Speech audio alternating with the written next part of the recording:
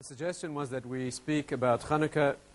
Let's see if we can delve into an idea that underlies Chanuka, which is fundamental to all of Jewish thinking, to all of Torah, and in fact to all of life.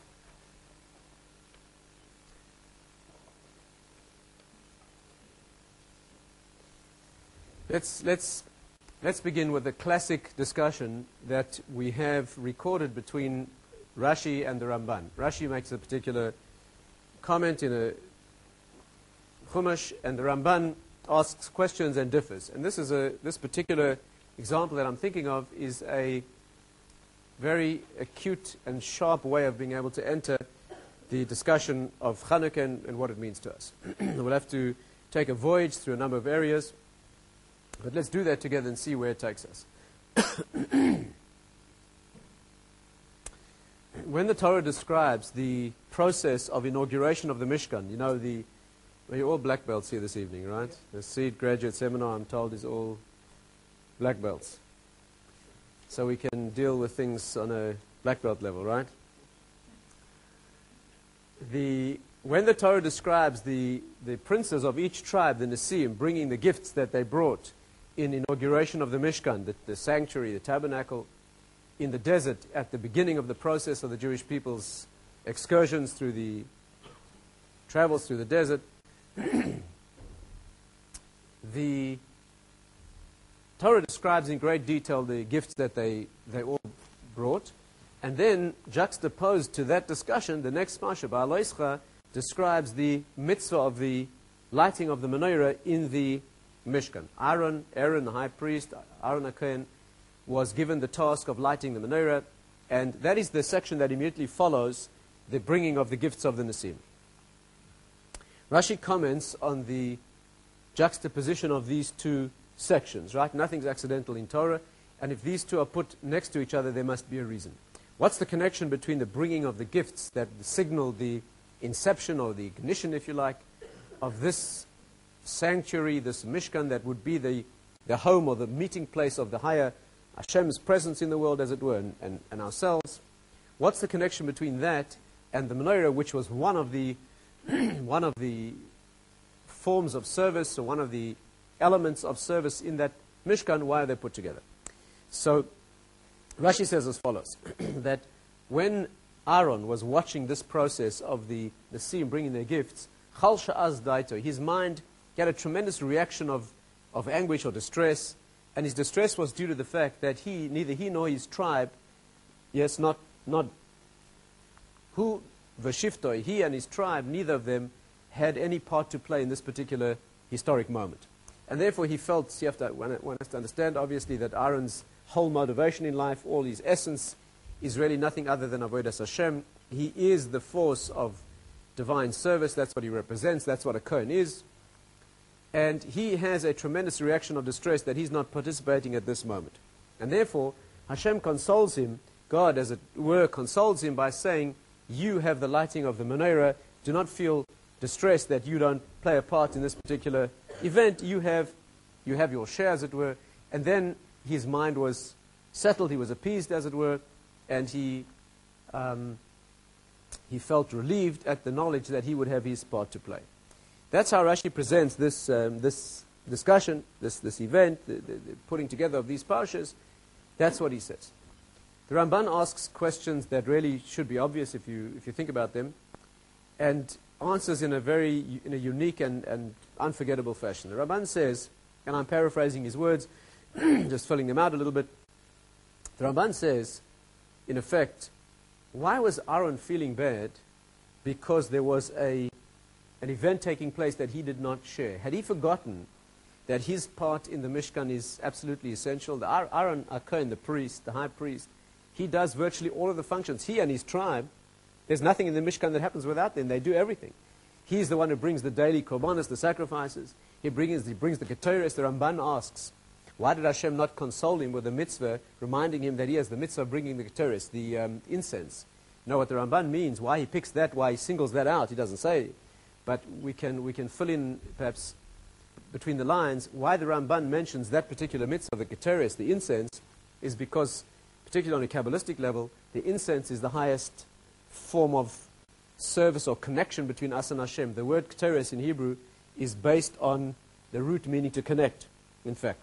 And the deeper commentaries explain in very great detail that the Keteres is a mitzvah of the incense. The sense of smell is always the highest of the senses. Smell is always that which is, incidentally, medically, the nerves from the nose connect directly to the brain. The first of the 12 nerves, as it were, nerve systems that come out of the brain, that's the first of them, connects directly, as it were, without intermediate junctions. But spiritually or Kabbalistically, the idea of the Keteres is that it's a direct hanuka, it's a direct, gives pleasure or gives a certain sense of life to the soul, to the neshama itself. That's why we smell spices when Shabbos leaves, because there's a falling of the neshama. We do it to the nose, of course. And it's a long subject in its own right. The nose is that part of the body which is connected most directly to the life force. You remember that when man was given life, Hashem breathed the force of life into the human being through the nose. Right? And it's no accident that the same organ, the same part of the body that is the organ that breathes is also the organ that smells. You know, we have a principle that if two functions are vested in the same part of the body, they must have a deep connection in inner meaning. And if the nose is that part of the body through which the life force is inhaled, and you remember, of course, that people used to die by sneezing. Right? The life force went in that way and went out that way. The nose is the part of the body that has the sense of smell. Smell is that faculty which tells you whether a thing is alive or not. Things that are very fresh and full of life smell very good. And things that have left their life force are smelling bad. In fact, the things that were most deeply connected to life, the higher the form of life, the worse they smell when the life force leaves. Right? And that's why the sense of smell is a very powerful manifestation of the life force itself. We know that when Mashiach comes, Chazal tell us that he will smell spiritual qualities. Right? He will smell, he'll be able to smell, as it were, spiritual qualities or levels. Right? It's a way of saying that this is the faculty that's most directly connected to life. Some have pointed out that the nose is the first part of the body. When you walk into a room, as it were, right, the nose goes for some of us a long way before the rest of us, and some, less. But the nose is the part that goes first. When the Kohen enters the Kodesh Kodashim, that is the part, that's the first part, as it were. So the Keteres, the offering of the incense, is a very high act indeed. So why did Hashem not turn to him and say, don't feel bad, you don't have a gift to bring now, but you bring the Keteres, right? Why not? Why did he comfort him with lighting the menorah? The Ramban says further, if what he was distressed by was the fact that he did not have a free will opportunity, in other words, they were bringing gifts that they were spontaneously motivated to bring, right? If that was what distressed him, how will he be comforted by being given the mitzvah of the menorah, which is a mitzvah? It's not spontaneous, it's commanded. If that's the issue, it doesn't fit. So what really was bothering him, and why was he not comforted by the other functions? Why did he not recall or draw comfort, as it were, from the memory, from the knowledge of the fact that he's the only human being who goes into the Kodesh Kodashim, the Holy of Holies, once a year? I mean, there's nothing higher and there's nothing more intense and nothing more permanent, if you like, than the service that the Kohen Gadol performs. So what exactly was his distress? Why had he forgotten that? Why were those functions not good enough? And why was the lighting of the menorah that which solved the problem? The Ramban says in a very moving and classic exposition, the Ramban says that in fact, and again I'm filling out his words just to give it meaning, and our ability to connect with it directly needs a little bit of explanation. The Rishonim speak very briefly. But really what Aaron was craving was not an opportunity to serve. Right? He had not forgotten that he had all the other functions to fulfill. That was not the issue. What he craved is what we call chanukah samizbeach. What he craved at that moment was the opportunity to be there at the beginning. The word chanukah really means the concept of inception, or if you like, conception, the beginning of a process. Chinuch means education, the early training of a child, as it were. Means other things too, but that is one of the deep meanings of this idea. And what he was craving was the involvement at the beginning. Now, we have a principle that everything goes after the beginning. Everything goes after the way it begins. Example would be the conception of a child. The way the genes fuse, the way the genes are laid down when the child is conceived, the rest of the development of the child is nothing other than an expression, a gilu, if you like, a revelation of what is laid down in those genes. Nothing will be added later. All that happens later during the course of development of the pregnancy and later the birth is really just an expression of what's coded there in that moment. In also deep sources, there's an idea that every human expression is nothing other than a revelation of the original moment that's called ratzon. Ratzon in Hebrew, which means desire, that adds up numerically to the same value as makor, which means the source. That actually, Shema, Hashem's name, has the same value as well. But when you conceive an idea, that flash of inspiration that we call yesh me'ayin, something that's a flash of an inspiration, that is the meaning of any action. The rest of the action, when it becomes brain activity and nerve impulses and muscular movements and so, that's really just a mechanical system giving expression when you give a gift to someone. A very meaningful act in a relationship, let's say. So the physical action is really not uniquely human. A machine probably could do it better, and a monkey could do it better. Right? The nerve impulses animals can also do. The only thing that's unique about it is the moment of conception, the moment of inception, the moment of beginning or ignition of this process. The rest is just a revelation of that moment. And if you're not there, you're really nowhere. If you're not there at the beginning, if you're not there in the formation of what the process will be, that's what he was craving. He was craving the moment of beginning. And what Hashem said to him was, the consolation that you have here is not the fact that you light the menorah. That was just another process of service in the Mishkan. That wasn't the issue. What I'm going to comfort you with is a different chanukah, not this one. When you light these lights in the Mishkan now, you are presaging, you're bringing into existence now a process that will have its fulfillment many centuries from now. When your descendants, the tribe that you're concerned about, your shevet, your tribe that has no part to play now, they will have a part to play. And that will be the chanukah that we know, the chanukah of the Chashmonaim. Many centuries from now, when this light has been extinguished, and the Mishkan is dark, the Mishkan, the Mikdash, is dark and defiled, contaminated, toxified, if you like, toxic, your descendants will enter. They will decontaminate, they'll purify the Mishkan, they'll relight this menorah again, and that will be a light that is greater than this one. The language that's used there is chayecha. Hashem says to Aaron, chayecha shelcha gedolah mishalayim, yours is greater than theirs. And it's also mysterious. Why is his function of lighting the menorah greater than the gifts? But the function of lighting the menorah centuries later, when the Chashmonaim came into a defiled sanctuary and they lit the menorah then, is far greater than the one that's being lit in the desert now. We have to understand this. It's not simple to understand. We'll have to try and speak out why it is. But that's what Hashem said. And when he heard that his tribe, his people, his descendants, many centuries later, would be the ones who would fulfill this act of Chanukah, then he knew that his share was in fact greater than this moment of inception or beginning in the desert. Now, that's what the Ramban says. We need to delve a little bit beneath the surface here to understand what exactly is being said. Why is that greater? Why is the process of lighting a Mishkan, the lighting the menorah later that the Chashmonaim did, and the Ramban makes it very clear that it's not only the lighting of the menorah then in the Mishkan, but it's the lighting of that small flame in every Jewish window that marks the centuries since then, that is greater in a sense than lighting the menorah originally in the Mishkan in the desert. That needs thought. Why? What is greater about lighting a light in your window that is a very small, insignificant seeming custom compared to the lighting of the menorah? The deeper sources say that the lighting of the menorah in the Mishkan was connected with the Or HaGanuz. The Or HaGanuz is the hidden light that shone during the creation of the world. In fact, early sources tell us that one of the reasons of deep understanding of why we have 36 candles, during Chanukah, if you work out the mathematics of how we light the lights, you'll notice it works out to be 36 lights. Why 36 lights? Yes? Check the mathematics. 24. Yeah? Because we are using, each one symbolizes one of the hours during which this Or HaGanuz, this mystical light of creation shone.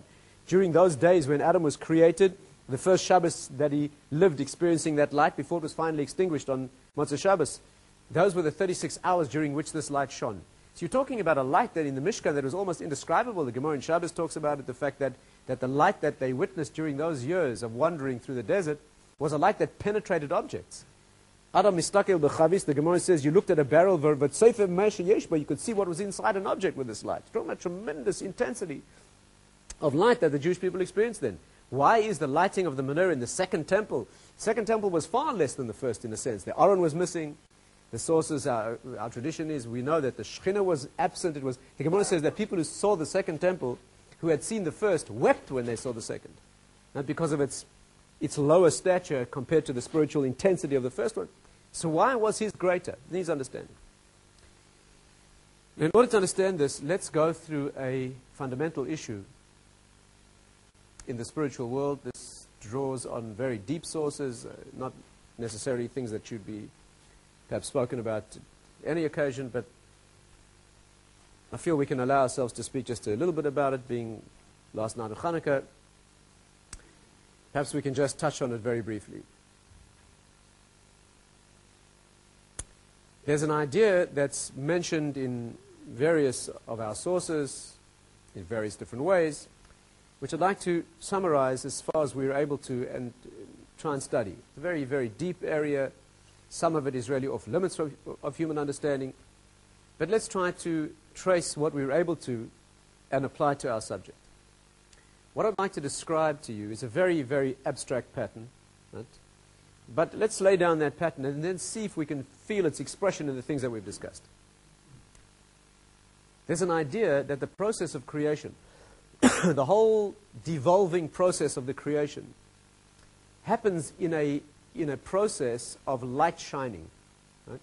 And our sources say that every time these lights shine, they shine twice. Every light shines twice.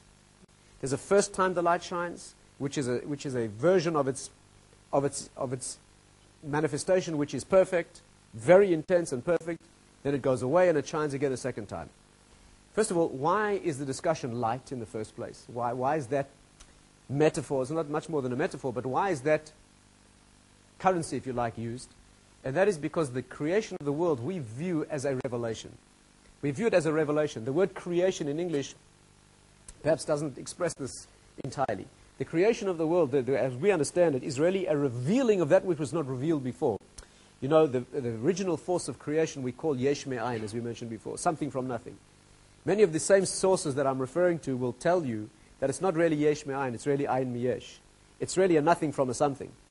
It's not that something was created from nothing, not that there was nothing before, there was everything before. What we have now is a constrained version, a restricted version of what was there before, right? So that we can see it. But why we use the expression yesh me'ayin, why we talk about something from nothing, what we mean is a revelation of something that was not revealed before. That's what we mean. That before there was no possibility of seeing this thing. The Kabbalistic sources say it's because when you light a light at midday, when you light a flame, a candle at midday, you don't see the candle. You need a darkness in order to shine a light. They're very deep ideas. But the creation of the world, the whole process, the higher worlds and this world, they unfold from each other in a process of revelation, what we call gilui. And therefore the medium of light is the medium of revelation. Therefore the deeper sources always talk about the creation in general terms. They use the concept of lights. For now that will be, let's use that idea to build our concept. When the light shines, in abstract pattern, the light shines twice. The first time is let's go through the steps as far as we're able to grasp them, and then we'll see if we can feel out the expression and the application of this thing. The first time the light shines, this is a general pattern. This applies to everything in the world.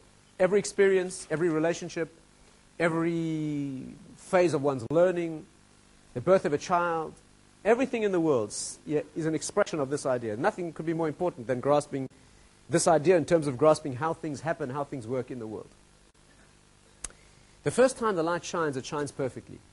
The reason is, it shines tremendously intensely. The reason is that it has to open up a place where there was no place before. These are very abstract ideas. But stay with me through the development of this pattern, if you like. We'll see its application.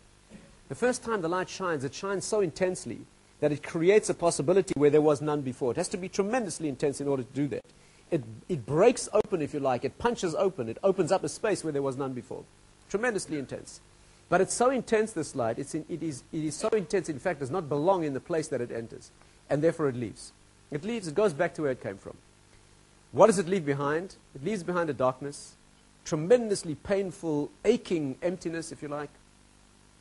And the darkness is maintained in existence. The place that has been carved out, if you like, is maintained in existence by a very refined substance that's left behind.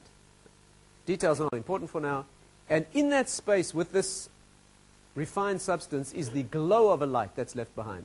It's what's called the reishem of a light, just the impression of a light. It's not the light itself, just a faint glow of what was there before. Just enough to keep this opportunity, keep this possibility open. That's all. And then the light that is left comes down a second time. But the second version, the second time that it shines, is a much lower light. It's a light that does not belong in the higher place. It's a light that belongs in the lower place. Much less intense. But this is the light that's meant to be here, and this is the one that stays. And it finds the impression, that faint glow of a light that was there before, as the preparation, if you like, the achana, the preparation, that the second light should be able to come down. If you want an analogy for this, just to show you how faint this glow of light is, perhaps the best analogy would be, when a person's not alive anymore, after the soul leaves, after the neshama leaves the body, and the person is buried, the bones are invested by what's called the havla degarmi. Havla degarmi means it's a very, very low expression of the neshama that was there, that has now left. When you enter a Beis Olam, when you go to a cemetery, right? There is a concept of the people who are buried there, their neshama, something of them remains there. We're not being sentimental when for example, when you enter a cemetery, you should put your tzitzis away, not demonstrate them. Why? Because the people who buried there would give anything to do a mitzvah. You flaunting these without understanding what it means. Those people buried there would give anything because they understand what a mitzvah means, and they can't. And therefore, there's a certain spiritual pain that is set up. It's be inconsiderate. It's a cruelty to do that. Right? Now, there's nothing sentimental in Jewish thinking. Nothing sentimental. Everything that we do has inner meaning, has reality. And therefore, if there's a concept of being sensitive to those people who buried there, right? This is not a sentimentality. It must be that there is something there. But it's a very, very faint echo of what was there before. It's only enough, the Kabbalistic sources say, that what's left in the bones is just enough to be a preparation for Tchias HaMesim. That when the neshama comes in again, it will be able to invest these bones once again because it was once there before and it's left behind a faint glow. We're talking about something very, very absolutely minimal. And the second time the neshama comes in, it invests, meets up with this light, and is the light that belongs, and that is the perfection of the system. Now, that's the pattern, right? And I'm sure you're all much wiser now for hearing this abstract pattern. But what does it mean? What does it mean? All we've done is try to put our finger on the pattern itself. Right? This is the pattern in abstraction, in isolation, without any application. Let's try to define its application and see if we can allow this to make some contact with our intelligence, with our consciousness. All of life follows this pattern. Everything in life happens once, which is perfect. And then it leaves you. Inspiration that you have in life. Now, all phases of life. There's a first phase, which is perfect, and it lasts exactly long enough that you become convinced it will last forever. And exactly at the moment you become convinced that this will always be, is when it's taken away from you. And that's why it hurts so badly when it's taken away. There's a sense of loss, of lack, of abandonment, sometimes even a despairing sense. But it's in that emptiness, it's in that void where you come into your own. The light, the second time the light shines, the second time you experience that thing, is an occasion on which you yourself have created it. The first time is given, the second time is you have to work very hard for it. The reason for this is that you're not here for free gifts. You're here to work. But if it were never shown to you, if it were never shown what this thing could be, right, you would never know what's being... Rabbi Miller, Tatz was the one who taught us this in many ways, but I'll mention one of the examples that he used to say. He used to say that, imagine you could live for one day as the person you would be if you worked on yourself for... Imagine you were given the gift. Right? The spiritual worlds opened up and they said to you, look, you can live for one day as the kind of person you would be if you worked on yourself for 20 years with full adrenaline burn, right? Absolute total intensity, working on yourself, refining your character, building your learning for 20 years. You could live now for one day like that, and then it would be taken away from you. Can you imagine what you'd experience on that day? And can you imagine how empty you'd feel when they took it away?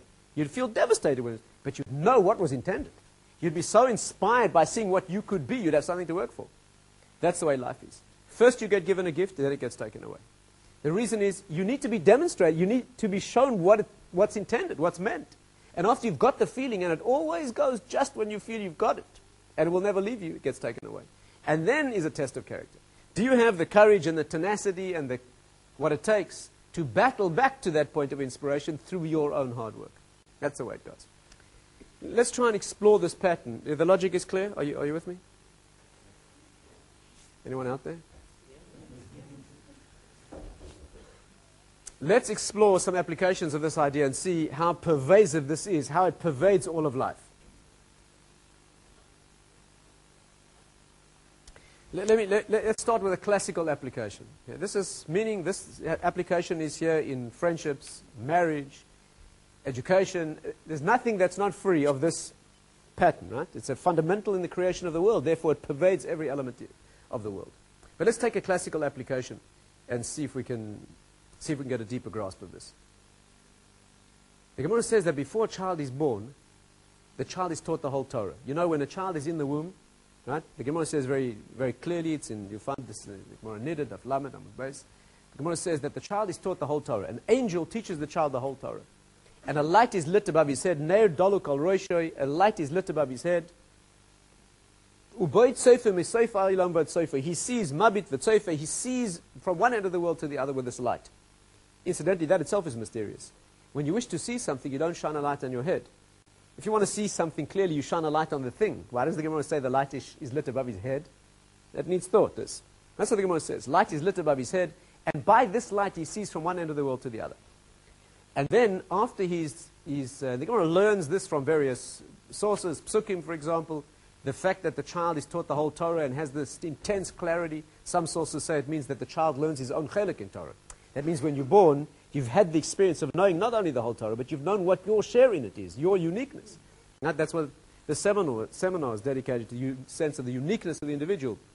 The child is given a gift of knowledge when he's unborn. He's still a fetus, still an unborn child. Not only of the whole wisdom of the world, but exactly his part that he has to play in it. And the Gemara learns this tremendous dimension of inspiration. The Gemara says that we learn it from a pasuk, Mi yitneni ki yarchei kedem. Who could give me like those months of former days, right? Kimei alakai yishmereni, like the days in which Hashem, as it were, personally protected me. It's very hard to translate, but a classic, amazingly beautiful expression from which the Gemara learns by looking carefully at the words that we're talking about the months of pregnancy. The child is surrounded by this tremendous light, and he has this tremendous knowledge. As he's born, says the Gemara, this is the same Gemara that I'm sure you remember. It says that the child, when learning this, is positioned in a doubled-up fashion. The Gemara says he's like a pinkas. Pinkas is like a little notebook or a ledger. Right? He's folded up, and the Gemara says his elbows on his knees, and his head between his knees, his elbows on his heels, doubled up, like a little folded book. And as he's born, he is, with all this wisdom, but an angel comes with Satroy al Piv, gives him a blow on the mouth.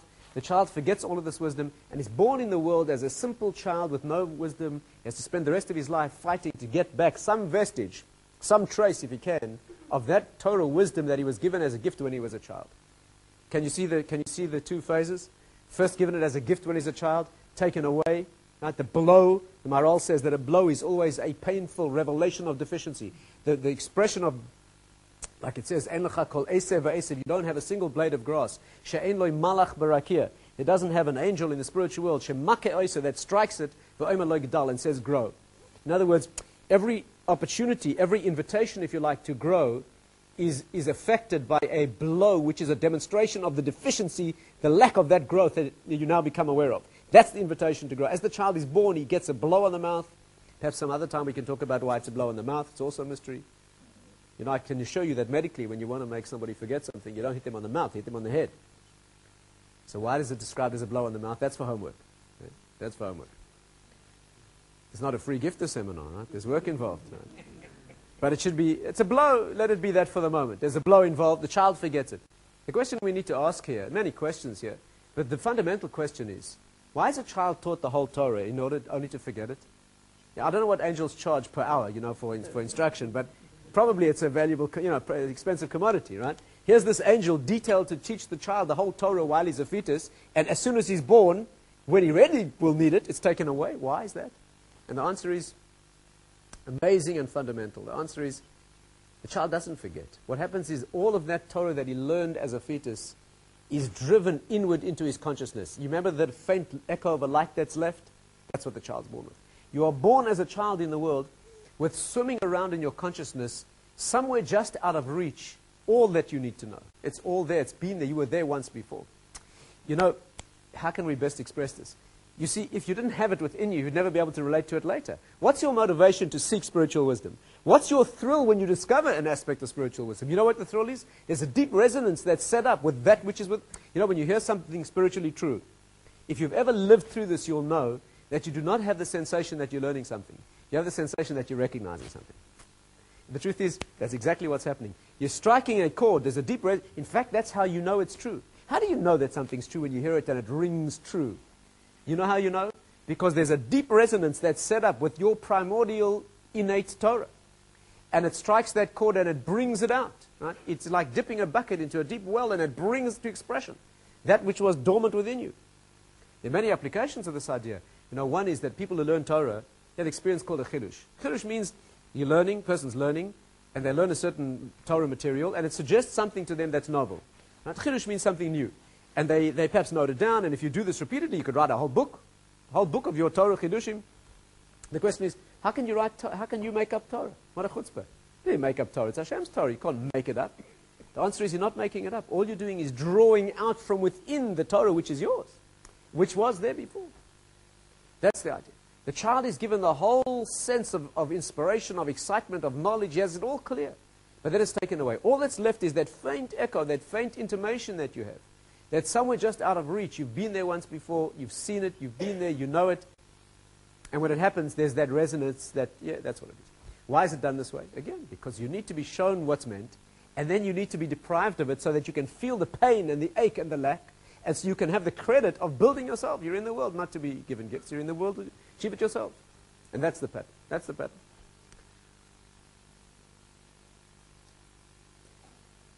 You see the application? Free gift, taken away, pain, lack, humiliation even, not knowing anything. And then it has to be learnt again. You see this pattern in so many ways. I don't have time now to go into all the applications, but, there's a deep idea in the spiritual world that you can cut a pattern anywhere and see the same elements. This is based on the notion that since the world is all a manifestation of Hashem's oneness, it follows that every part contains the whole. It's a subject in its own right. Every part contains the whole. It's the reason, for example, why in the human body, every cell contains the genes of the whole body. You know that? You know that? In the human body, the body is built in such a way that every cell contains an entire complement of genes, even though only one part is working. In your toes, for example, you know that in the cells of your toes, you don't have just the genes for toes. That would be the natural engineering way to do it, right? You take a genetic complement, you cut up the genes for toes and send them down to the toes. Let them get busy making toes. The genes for eyes, you send to the eyes, but it's not that way. The way the body works is all of the genes are copied and sent to every cell. Only what happens in your toes is the part that says toes operates and the rest is dormant, fortunately. And your eyes, the part that makes eyes is operating, the rest is dormant, right? That's an amazing. Medical science has no way of, it's one of the greatest mysteries in medicine. It's so mysterious they don't even talk about it. You know that? What happens is a cell in conception, the cell forms, splits into two identical halves with two identical genetic complements. Splits into 4 identical cells. 8 identical cells, 16, 32, 64, and you can prove that they're identical. Now you can prove it. With a micropipette, you can take out one of them, put it in a separate dish, and it will grow not 1/16 of a person, or 1/4, or 1/8, it will grow an entire person. And you can keep doing that. When you get to a certain number of cells, for some unknown reason, some of them start becoming the head, and some start becoming feet. And no one knows why. Because all of them have exactly the same genes. No one knows how each cell knows to make all of those dormant except what it is. And you hear this amazing thing, right? This is so marvelous and miraculous that they don't even talk about it. There is research these days that's beginning to be done on how some vague notion of an explanation, but it's very, very mysterious. But the result is that when the body is fully formed, every cell has the genes of the entire body. Only your toes are busy making toes, and the rest is dormant. And your eyes are making eyes, which means, of course, that you could take any cell from any part of your body and regrow yourself entirely. You could make a double of yourself. Why anyone would want to do that beats me. But if you'd want to do that, you could make a copy of yourself from any cell in the body, right? Because all the cells have everything. That's an expression of the spiritual axiom that every part contains the whole. The application that we need from this is that if you take any process, any element of life, and chop it, cut a piece out, in that segment that you've taken, you'll see 2 phases also. Right? For example, the neshama before it's born, tremendous inspiration, brought down to a dismal physical world. Or pregnancy, first phase, and then subsequently. Or the child who's born. When a child is born in the world, there are 2 phases, childhood and adulthood. Childhood is an inspired time. Children have a sense of the world being larger than life. Children have no sense of limitation. You ask a 5-year-old what he wants to be when he grows up. It's like a impossible conglomeration of, because he's got no sense of limitation. Children think that the world, yes? When children are 5, they think they can do anything. When they're 15, they're tremendously inspired. Every 18-year-old youngster, especially men, women don't have this problem, it's another subject for another time. Men have this problem. is that every 18-year-old youngster, every 18-year-old male in Western society is convinced that he's going to be the world's greatest everything. There's no question about it. But when he's 28 and 38 and 48 and 58, and then he realizes that he's not the world's greatest anything, so then it's a problem. Then it's a problem. What most men, there's only two options. Either they become morbidly depressed, or what most men do is they keep right on fantasizing that they are the world's greatest everything. They just, just haven't had time to do it, but, they'll get there. I mean, this is a male problem. Why it's a male problem is also fascinating, fits into our subject. That's because maleness is the first phase of inspiration, like the conception. The conception of a child, which is the male phase, only the beginning. But the female phase is the building and construction.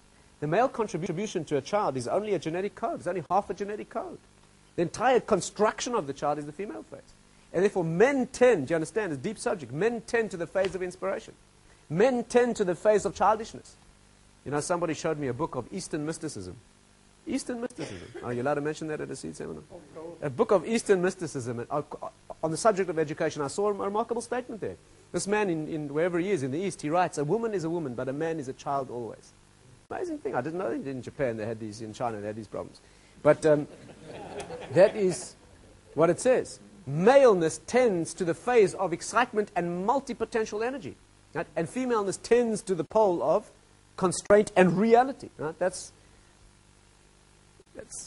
part of the expression of this idea. But be that as it may, the first phase is a phase of tremendous inspiration. This is why men, of course, are always playing with toys.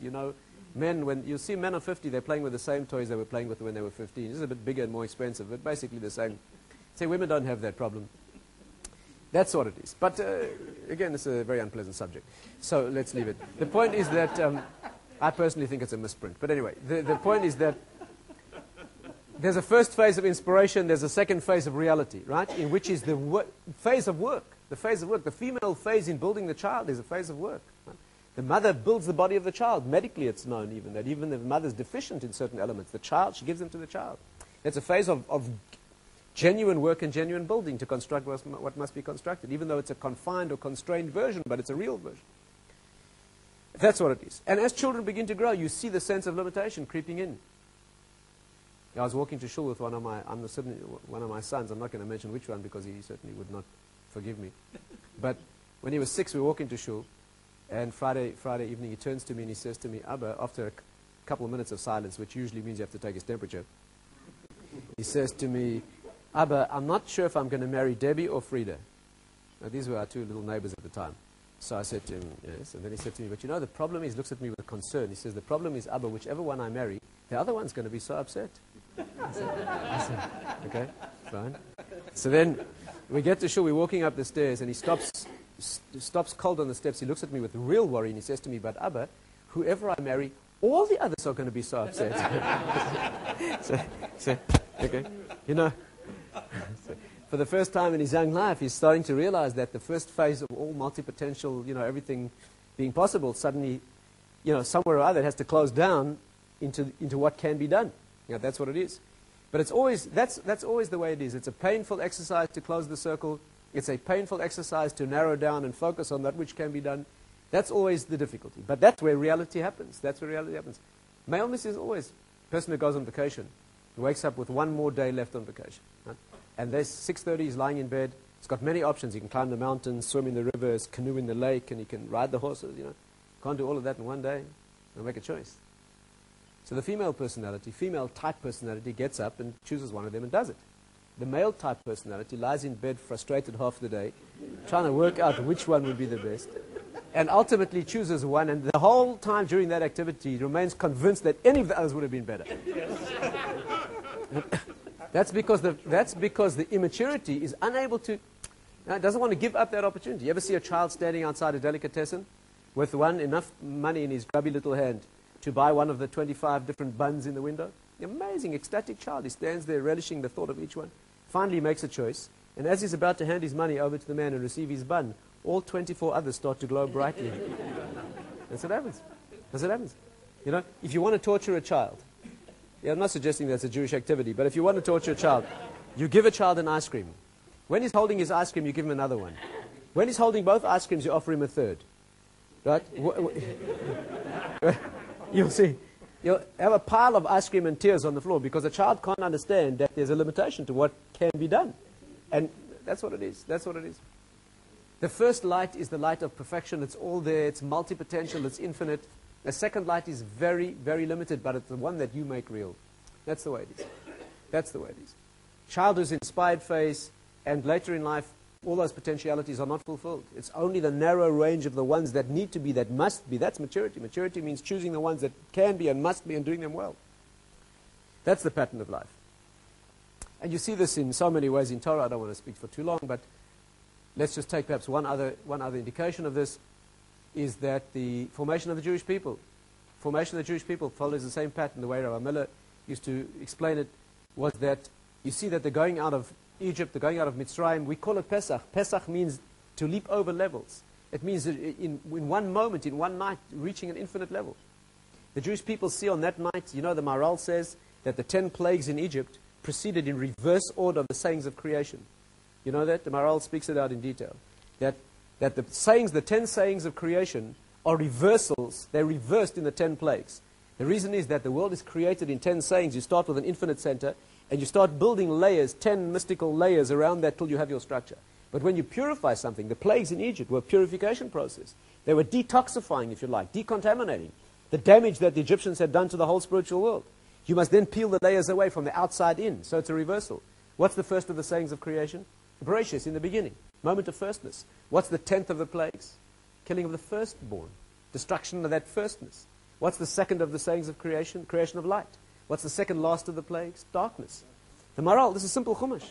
Maharal works through these in reverse sequence, demonstrating how each one is. What does it mean? It means that first night, that last night in Egypt, that night of Makas Becheres, was a reaching back to the moment of creation. Hashem alone, as it were. The word Bereshis means a creation before even a statement of creation. Not according. Ani v'loi malach, ani v'loi saraf. It means Hashem comes into Egypt and he destroys the firstborn, him in his own essence, as it were, without any layers, right? Without any. Imagine and the Gemara says, the Chazal tell us that when they reached the sea 7 days later, what they'd seen in Egypt was dwarfed compared to what they saw later. 50 times more, 200 times, 250, much more to see. Tremendous revelation. They saw 7 spiritual worlds. They saw the lowliest person there, saw more than the greatest prophet. And then what happened? They were dropped in the desert. They were taken from that pinnacle of human experience and they were put into a desert. The message was, you like this? Now you do it. You see how it's been done? Now you move through the desert. Now you go painfully, slowly, one step after another. Not all at once. Now you go one step after another. You want to reach Sinai? This is the process. First I demonstrate. First I lift you up. Eagle's wings. Then I put you in. The word desert, in Hebrew, midbar, is based on the same root as dabar, dibur, speech. Dibur in Hebrew really means not speech, but it means a logical process. It means a process of control, taking from a spiritual world and manifesting, right? Yad ber amim tachtenu. It means midbar is a place that's mufka from dibur. Midbar is one of those Hebrew words that's a word and its opposite in the same word, right? Davar v'hipucha, the thing and its opposite in the same word. Dibur means, the whole concept of speech is a logical process, right? One sound married to the next, development. And Midbar is a place where there's no landmarks. It's just a wasteland. That's what it is. So they're first taken from the heights of spiritual experience and they're dropped in a desert. Desert means death forces. There's no life. There's no water. The message is, this is how it's done. You get it for free. Then it's taken away. Some sources say that on the first night of Pesach, you can have whatever you want for free. It's a Leil Shimurim. You don't need to defend yourself. There's no protection. If I'm permitted, just a word of Kabbalistic insight. The Kabbalists say that on the first night of Pesach, we don't have to daven Ma'ariv. You know that? There's no Ma'ariv prayer that's necessary. Because the first night of Pesach is an automatic occasion. Everything happens by itself. We don't need to build anything in the spiritual world. You know why we daven Ma'ariv first night of Pesach, they say? Just to be part of it, that's all. Other nights of the year, when we do it, we make it happen. We make certain things happen. First night of Pesach, the only reason we do it is just to ride the wave. Right? We want to get up and surf on that wave. That's what it is. First night of Pesach. But then comes the hard part. Then you get Sfiras HaOmer, you get the difficult time. That's why Nisan, the month of Pesach, means miracles. Nisan is miracles. Nisan is Gematria of Nisim, miracles. It's amazing, it's miraculous. Then comes Sfiras HaOmer, Iyar, difficult time. The Sefer Yetzirah says that Nisan is the right leg and Iyar is the left leg. That's the opposite side. The zodiac of Nisan is the sheep. You know what that is? A passive animal. It's just led. What's Iyar? The bull, ox, that develops, it has to develop its own willful strength. And Sivan, the third month, the giving of the Torah, To'imi, Gemini, harmony of the two. First the demonstration, then the lack of demonstration and support, you have to do it yourself, and then the harmonizing of the two, Hashem and As, Moshe and Aaron, the two luches, Torah B'Ksav, Torah B'Al Peh. That is what Gemini is. You know what the analogy is? When a man teaches his child to walk, he lifts him up by the hands. And as he holds him, the child takes his first step. It's an exhilarating moment, an amazing moment. Child is walking, he's upright. But not only that, he can't fall because Abba's holding his hands. What an amazing moment. And just as he begins to enjoy the exhilaration of that moment, that's when Abba lets go. That's when Abba lets go. And then he finds himself standing there terrified and lonely and abandoned by the one who put him into this situation. But that's when he learns to walk. That's when he learns to walk. When he takes that first frightened and lonely step, that's when he learns to walk. And then he can rush into his father's arms and understand that in that moment of seeming abandonment was manifest a greater love than when his Abba picked him up. That's not easy. He doesn't feel that at the time. But that's what it is. That's the process. Given for free, assurance, tremendous, and then it gets taken away. But that's when you learn to walk. That's the process. That is the process.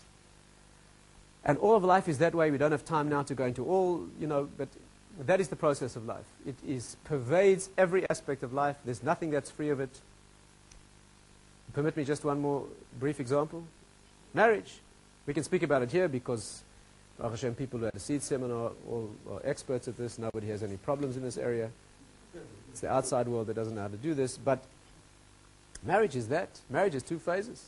Marriage has two phases. The first phase is free. Male-female relationship, the way it happens initially, is free. It's complete. It's an exhilaration that's given for free. In the secular world, they call it romance. We have no word for that in Hebrew. Rabbi used to say that if there's no word for a thing in the Torah, it's an illusion. If the Torah names a thing, every word in the Torah, every davar word in the Torah becomes davar, the object in the world. If there's something in the world that's experienced and you look for a reference in the Torah and you don't find the word of creation there, it's an illusion. Someone has painted it up on the screen of reality, but it's not projected from the source. And romance, we have a word for love. The word ava in Hebrew means giving. It's from the root to give. But the word romance, we don't have a word for that. Romance it's an illusion. There's been no giving. In the secular world, the pinnacle of romance, what they call it, love at first sight. You don't have love at first sight. There's been no giving. Rabbi used to say, in a famous exposition, love is where you give, not where you receive. That's why parents always love their children more than the children love their parents. Parents always love their children more than the children love their parents because the giving goes in that direction.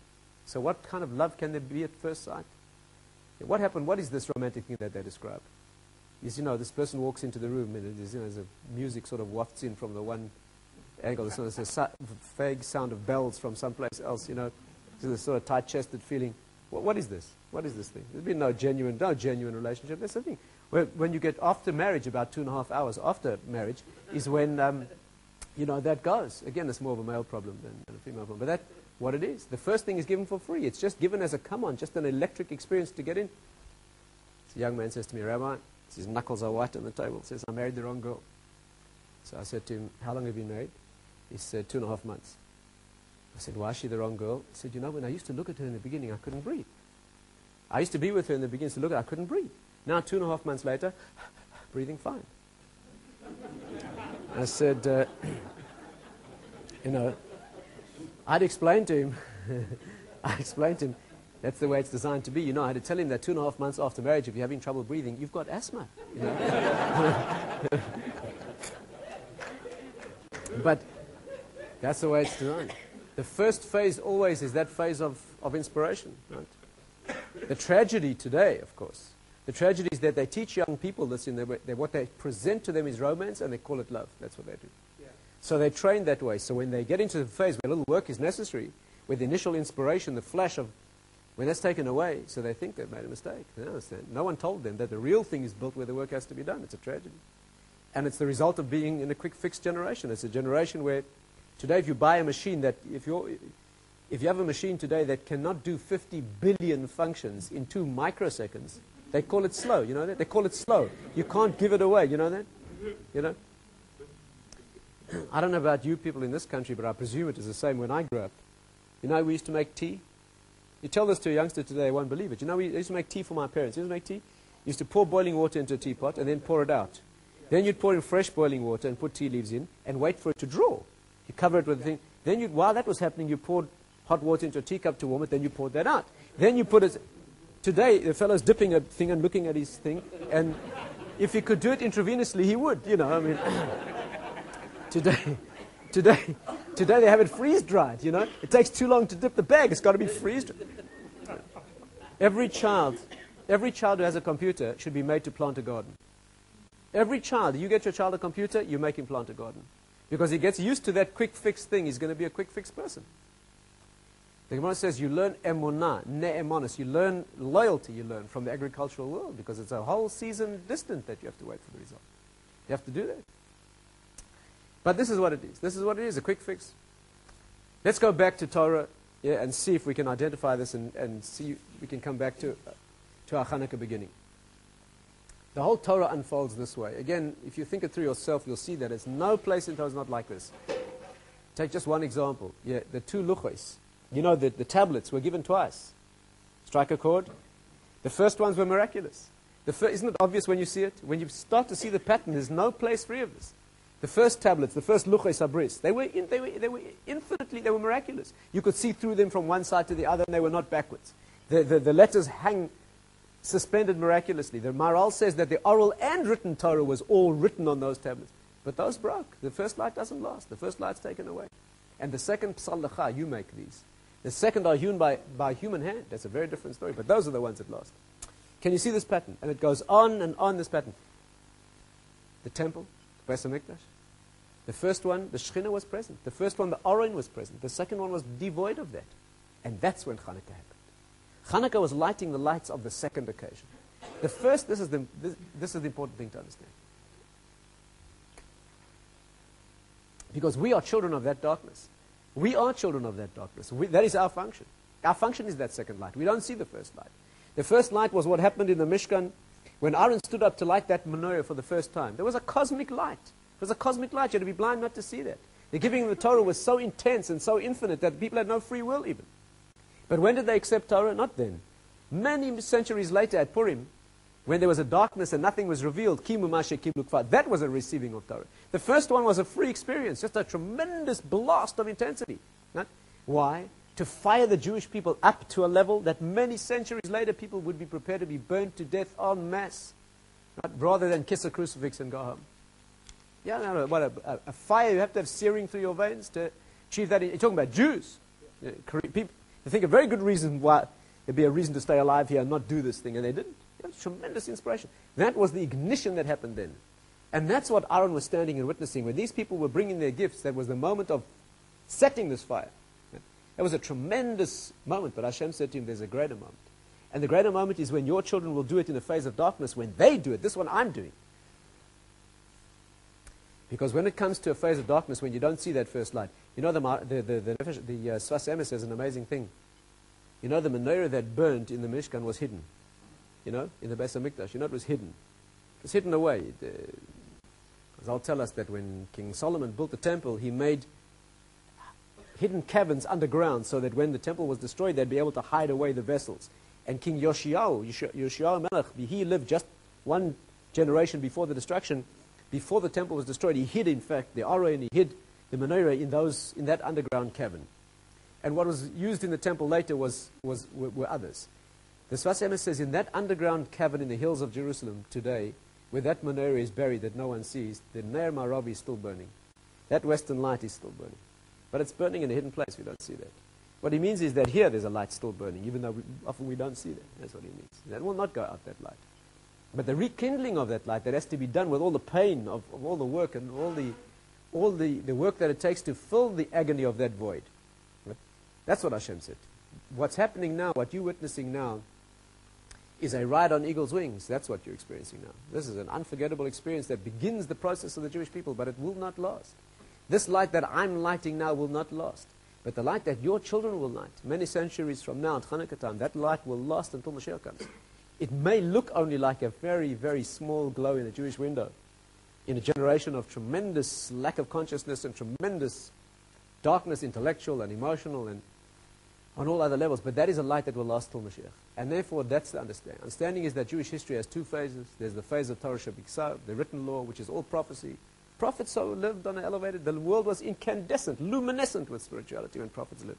People think prophets lived, there were people walking around who could tell you something about the future. Not like it. They were only the highest peaks of the Jewish people. The rest, the whole people lived on a level of luminescent spirituality. And when prophecy left the world went dark. The world went dark. And that's when the sages began their creation of Torah. That's when the sages came along and said, Heim amru shleisha dvarim. Until then, no human being said anything. All human beings did was transmit Torah. The prophets simply transmitted. We have no record. You know that? We have no record of any creative Torah ideas that were said by Yechezkel or by Jeremiah or by Yoshua. They didn't say anything. They transmitted it whole. That's what happened. But when the lights went out and human beings had to up and do their own, so then the generation of the oral law came into existence. That's why Chanuka is called the Yom Tov of the oral law. And that's what we mean when we say Chacham Adif Minavi, that a wise man is greater than a prophet. He's not greater in terms of what he sees. He sees nothing compared to what a prophet sees. But he's greater because he's lighting the second light. What the prophet does is sanctify himself so that he can be a vessel for the first light. But what a sage does is he builds himself to ignite his own second light. And that's a light that is incomparable. That's a light that's incomparable. And therefore the message for us of Chanuka is that we live in the second phase. Our problem is the darkness, but that's who we are. Our problem is the darkness, and our challenge is to kindle that light, is to light that light in the darkness. We don't see that first light. To hanker off to that and wish that you could be picked up again, you feel the Father's hands supporting you. That's not our function. Our function is to break the barriers and to transcend that darkness. That's what it is. And therefore, like that small light in a window that we do, which is that which will last until Mashiach comes, you have to remember, when you're doing that, you're doing the work of lighting this small light, and to bring that out. Not easy at all. That's the whole idea. That's what it is. And therefore, the message perhaps we can take home with us from this Chanuka, from this seminar, from Chanuka, is that it is a difficult world. It's a very bleak and black time in Jewish history, and it's not guaranteed to get better soon, unfortunately. I hope it doesn't get worse. There's no guarantees. But this is where we come into our own. The blacker it gets, the smaller a light you need. The less heroic you need to be. You're more heroic in one sense, but the less you need to produce. To light a light, the greater the darkness, the further a small light shines. And that's our function. Is to remember what that first light was. Right? To learn it and study it and bring that into the phase of the second light, which is what Chanuka teaches.